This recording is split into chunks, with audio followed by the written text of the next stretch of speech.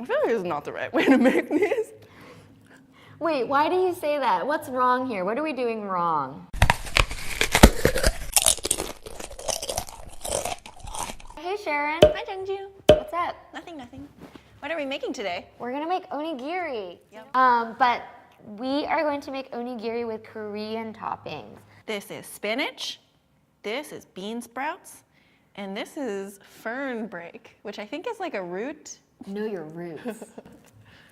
I challenge you to make onigiri while wearing triangles on your fingers. Okay. This one needs to go here. I need help.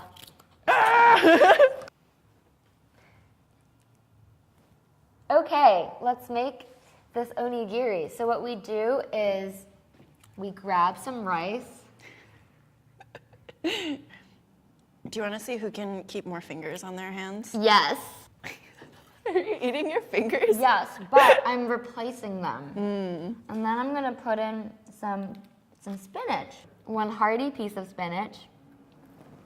And then we are going to add rice on top of that.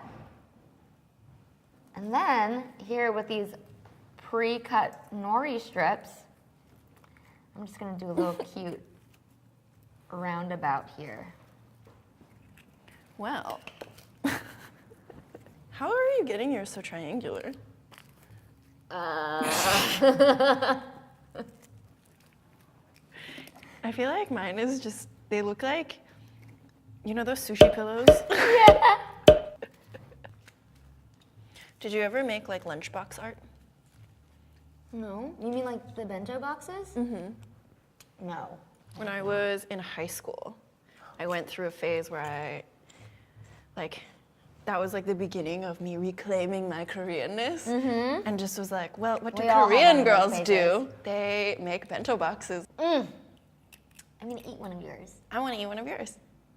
Okay, I want this one because it's the prettiest. I want. This one's mostly rice.